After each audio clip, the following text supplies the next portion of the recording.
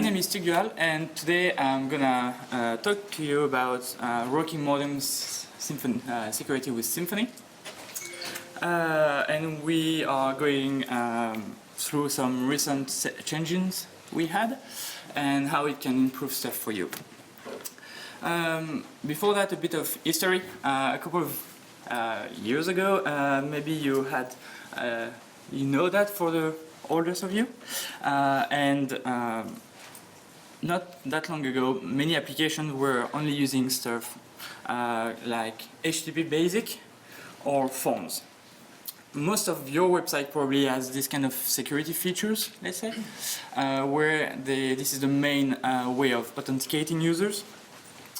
And for that, you're probably all using Force User Bundle. That means you need to install it, edit some configuration, and you probably spent a lot of time doing some tweaks and edits over and over again. We'll see today how we can change this pattern and how we can actually change the way of authenticating users for more modern, more up-to-date stuff. Before that, a little update about Symfony security, the basics for you. Symfony security is really about two things.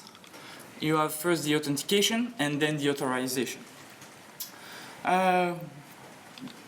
First, let's start with authorization. It's quite simple in Symfony. It's all about access denied exceptions. And usually it's even easier for you for handling that. You just need to use these little annotations and ask if your user has this role, and Symfony will handle everything for you, denying the request or letting it through. You can do that this way, or you can do that way with this method, and that's it. It's just about this. It's quite easy to do. A feature that a lot of people don't know about it is called voters. When you need to check that a user has some specific permission on one particular domain object, you can actually do that quite easily with Symfony using voters. It allows you to have this kind of rules on top of your controller saying that this user must be granted the edit permission on the article object. And Symfony, once again, will handle everything. That means that checking the user has the permission. If it doesn't have the permission, to be denied the request and have a nice error page saying that it's not allowed. You can do that with the same syntax than previously. And until not that long ago, for a lot of users, this looks scary to do. You had to create a specific class implementing a specific interface. And nowadays, thanks to Ryan's work, mostly it's really easy. You just need to run this command, make voter, and then it will create a skeleton for you where you would just have to edit this file. Then it will create a file in your application called the way you want. And you just need to edit the rules so that that works right away with your objects. So for example, on this one, we say that we want to support the edit role, edit permission, only on articles objects. And then when we have an article object, Symfony will code this piece of code, and depending on what you return, it will allow the user to go through or not. So we're just fetching the current user, checking if it's a proper user, and then we're just checking if this is the same as the owner of the article. So that way we just allow article owners to edit them over and over. So that means if someone comes hitting the route with the proper ID, it wouldn't be allowed to go through. This is some features that a lot of people were doing with ACL before, registering permission in database, all this kind of stuff. This is really not easy to maintain. Voters are way easier to read, maintain, and bonus, you can unit test them. So that's the authorization part. It's quite easy to do. It's quite easy to achieve. But then we have authentication. Authentication, just so that we all agree on what is authentication, is about checking if someone, the identity of someone. Someone will claim to be, I don't know, Tugdual, Fabian, Nicolas, whatever. You just check if it's properly this person, or if it's someone trying to get into under the identity of someone else. In Symfony, it works with several concepts. We are talking about user providers, authentication providers, token firewalls, and that's a lot of them. And you probably already saw this picture in Symfony documentation. Well, that looks really scary and complex. So a lot of people would never try to get into that because it looks too complex. They would just stick to forms and that's it. Or use Force User Bundle, for example. The first thing that we can recognize in this concept list is users. Users can look scary, but actually, again, if you do just use the maker bundle command, you just do make user, that will just create everything for you, all the bootstrap, everything you need for that, and then you just have users. You can even do simpler thing, and Symfony is already providing you a core user class that you can use for simple use cases. In Symfony, users it's quite easy. It's just an interface you have to implement, and you need to have a username available, a salt, a password, and roles. Usually it's quite easy to turn any domain object to users, because you will already have a username. You just need to register a password and make it available to Symfony, implement the user interface, and that works. The second concept was user providers. Again, it can look scary, and actually it's just about being able to load user by username. So that means if you have a database, it's just adding a method on your repository to be able to do the search and return the user. And it's actually even simpler, because Symfony in the Doctrine Bridge is already providing a provider that knows how to look into your database to find a user. So you just have to use that and don't care about all these details. The authentication, instead of looking at this picture, we can think about it in another way. And we can actually say, okay, what do I need to do to authenticate a user? The first thing to do is ask the user to log in. If you don't ask the user to give you a username and a password, you can't be able to authenticate it. So that's the first thing we need. The second one is that we will receive a request with a username, a password, an API key, a token, whatever. So we need to extract this information from the request to work with that. Then we need to load a user, which we can do now with user providers, and then check that those credentials are correct. Then, depending on the outcome of this, we have two different things to do. Is that we can just redirect the user, for example, if it's a success, or bail out if it's a failure, or redirect the user somewhere else to explain him what is going on if it's a failure, all this kind of stuff. This probably looks easier than the whole picture about authentication providers and all this kind of stuff. And it's actually a new feature of Symfony a couple of months ago, years now, called Guard.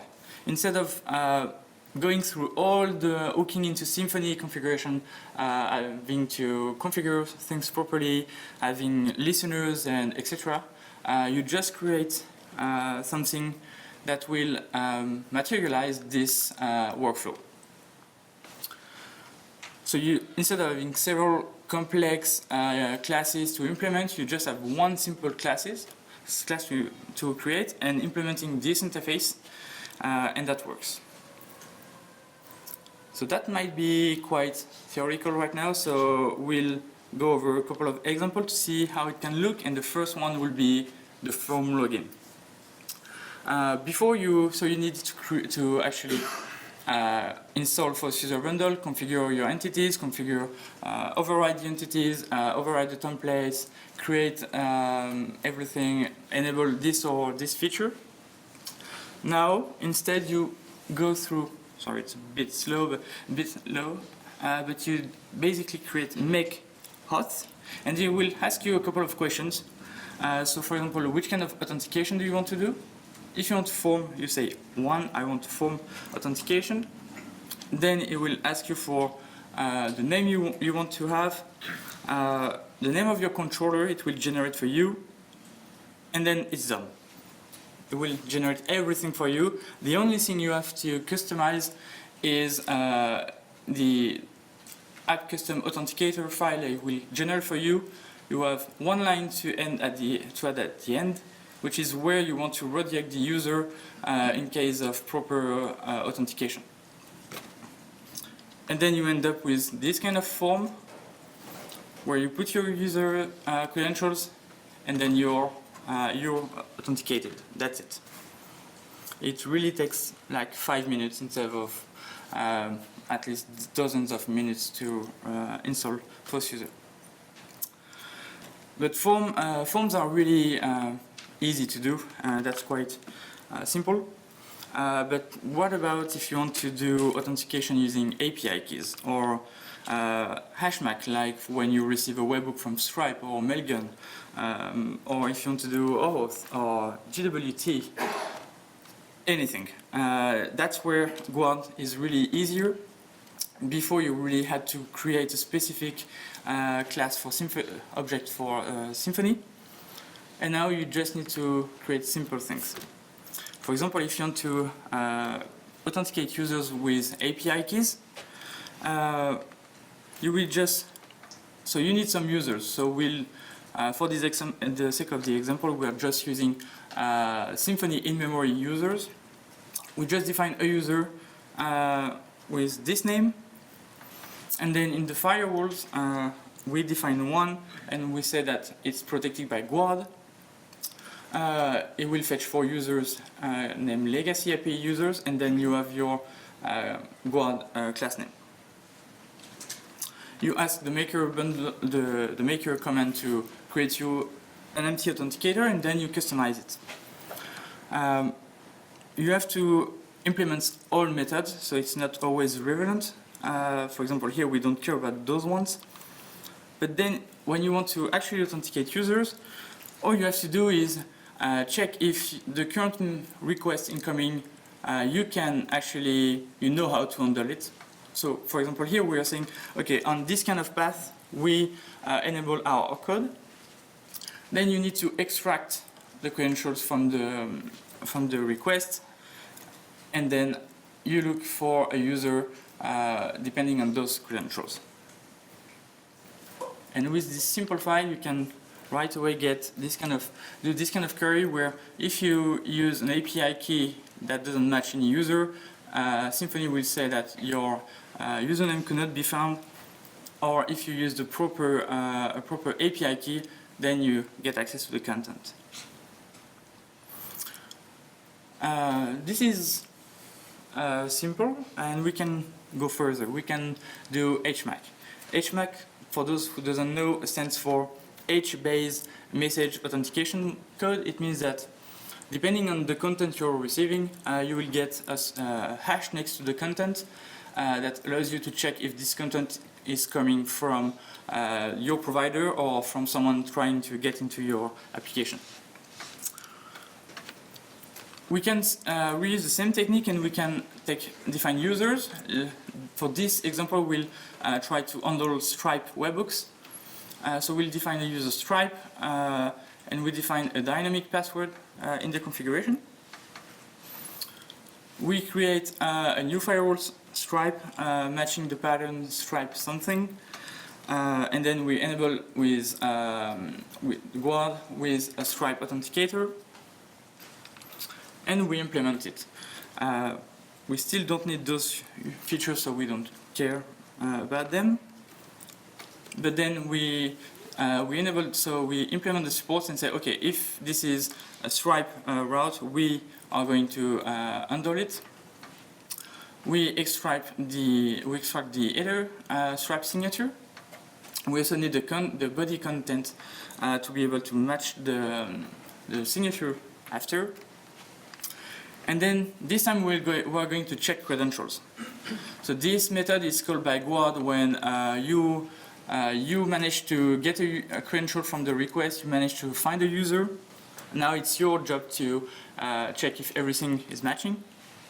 And so here we're just getting the credentials we extracted before, the user we managed to find earlier, and then we just take those credentials and check if it matched the signature we have with the private key that Stripe gave us to us. And if we issue a request with incorrect signature, then Guard will bail out and say no, the request is not valid, go away. Or if it's okay, it will go through, and we can do whatever we want in the controllers and be sure that this request has been issued by Stripe.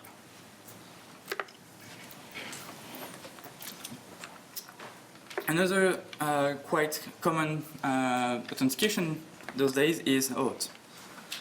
OAuth is so it's a good thing because it's provided by a lot of providers, so you can have a large range of choices.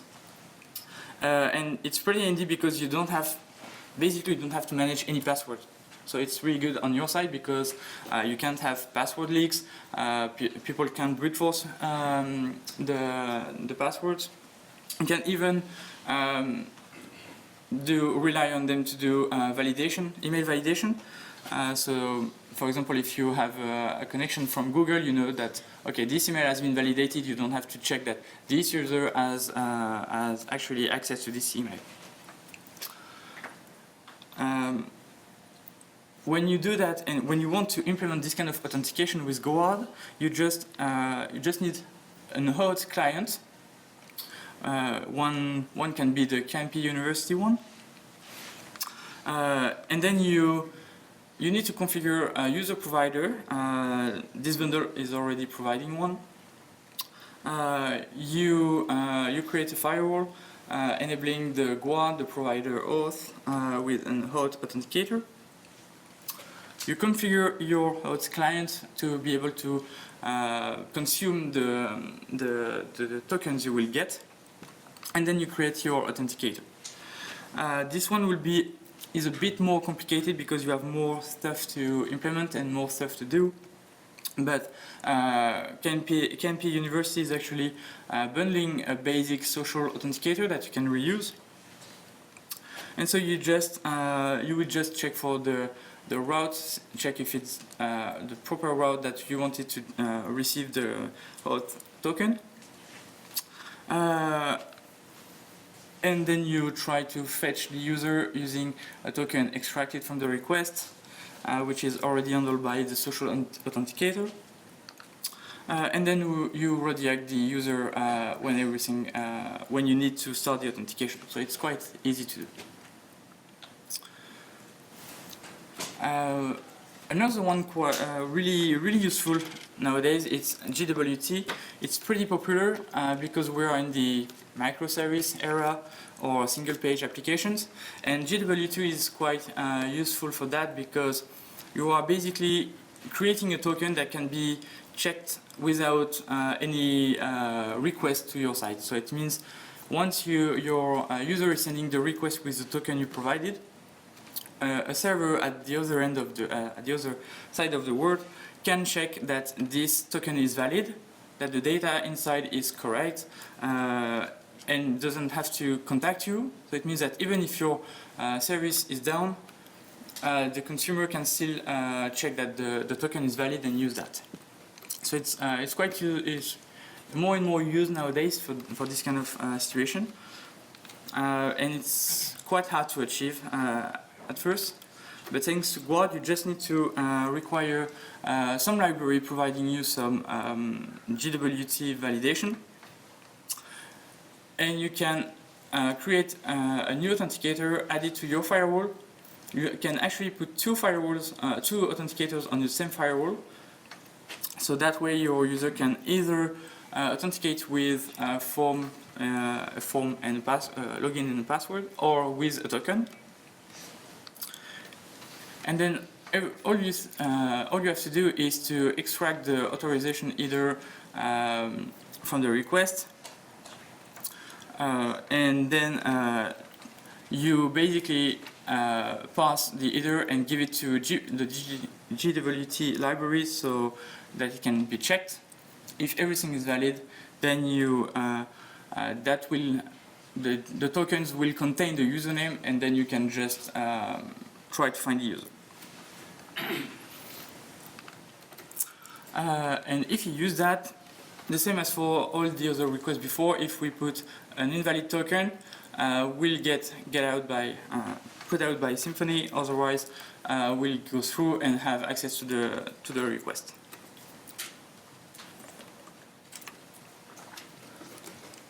All of this is mostly about APIs and consuming stuff with services, but now that we are all using mobile phone, almost everyone, and we are supposed to use complex passwords. From time to time, it's really hard to get into a service when you are on your mobile. So one thing that I particularly like about Slack is that when you're on a mobile, you don't remember your password. It sends you an email with a link that will automatically logs you into your application, and it works only once. This is one kind of passwordless authentication. It means that you don't need any password. You just, in another way, you receive a proof of your identity, and it can easily be done once again with Guard. We can add it on top of our other authenticators, and all we have to do is that when we receive the request, the request will look something like /login/magic/ and a token. When we receive a request on this route, then we just extract the token, and with this kind of token we can just look for a user matching this token and then returning this user. Here I did something quite simple. I'm just adding all the tokens here, but you can go look into a database and then mark the token as used, so it can be reused after that. And if you hit this URL with a proper token, then you will be automatically get logged in as the matching user. Something quite common those days too is two-factor authentication. To be sure that the user password didn't leak, we will ask for a code that you can receive in another way. So it can be like a text, like a mail, or something.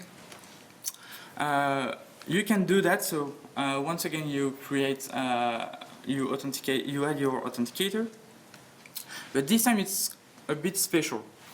Before, all authenticators were the main way to get the user identity.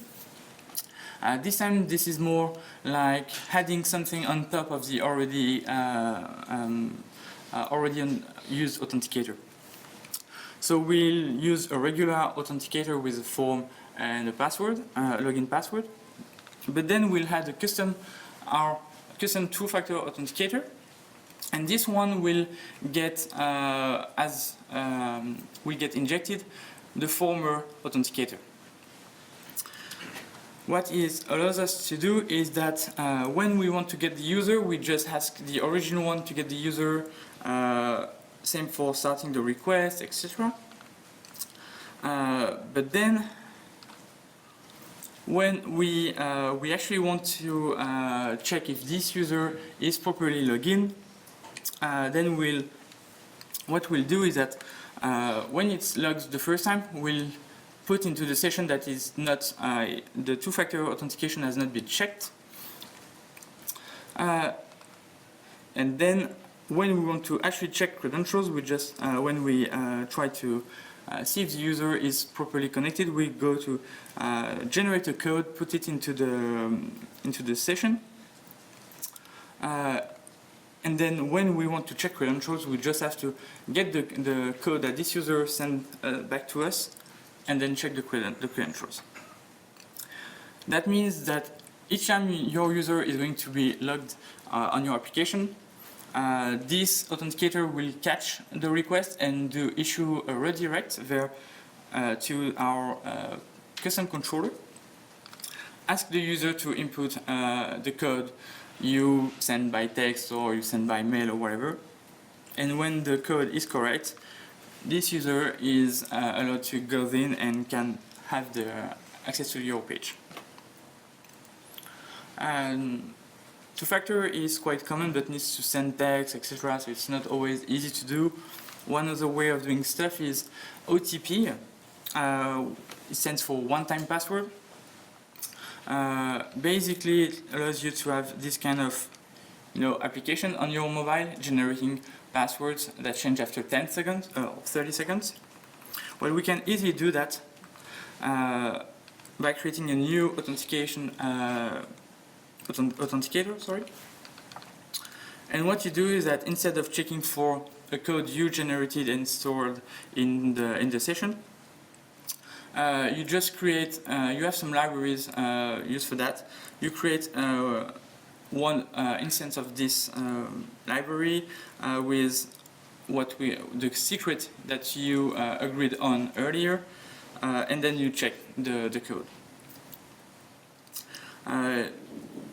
What you need to do after is to use this same library to show your user at some point this kind of QR code to allow to configure the application, and then once it tries to log in, it will be redirected to the page to get the code.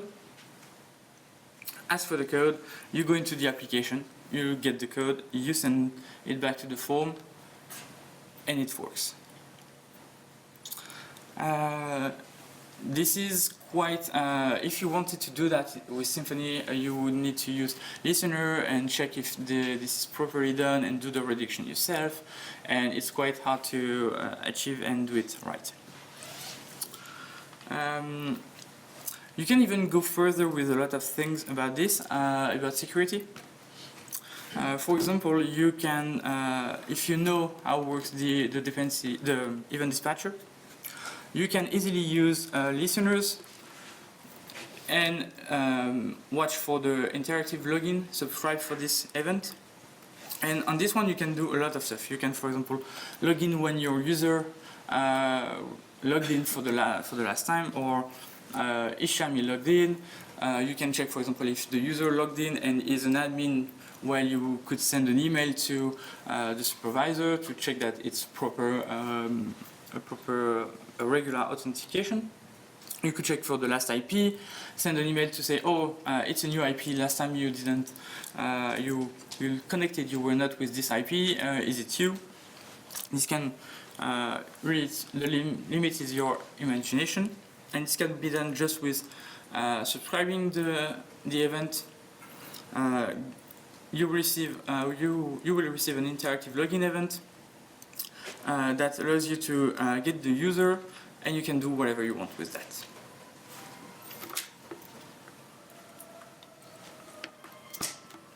When we talk about security, if you are using the forms in Symfony, you are automatically protected against cross-site request forgery. But sometimes you have some links that you manage yourself to delete, let's say to delete an image or an article or whatever. You can actually protect that yourself by using the cserf token twig helper, and then check in the controller. You get the token back, and then you check if it's valid or not.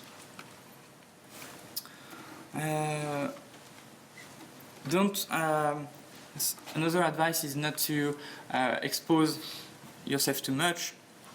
For example, don't use IDs in URL, because it's easy to get. You'll try the next ID, etc. So that's kind of stuff easy to avoid. For example, you can then use UIDs or LIDs. We just get an ID unique per object. It's quite easy to do, not predictable. Don't forget to use HTTPS because it's now easy. A couple of years ago it was really hard to get a HTTP certificate. You had to pay a lot of money. Now it's free with some things like Let's Encrypt or Amazon Certificate Manager. Another thing not to forget is the cookies. A lot of people just use the default configuration, which was not the best one. It's being changed something like 2 weeks ago. Nicolas was working on this, so you can now have secure cookies by default, or they will be on HTTP only by default, so they can be accessed by JavaScript. Lately we have a lot of new security technologies coming in. We have Rose, which is about the tokens, again like GWT. WebHot will change a lot of things. This one is about using your biometric credentials in the browser. So you can use the Touch ID or the Face ID in Firefox or Chrome, this kind of things. That will be quite similar to use to one-time passwords or this kind of stuff. And finally, don't forget that you have all the browser-side stuff. Here we only talk about PHP, but the server-side has a lot of security that you need to think about. And for that, I can only give you a really nice talk made by Romain about this. It gives you all the tips and tricks about that, all the good bundles to use to have proper JavaScript securities enabled, all this kind of stuff. So that's a lot of things to do, but luckily you can. It's really easier to do nowadays. Any question about this?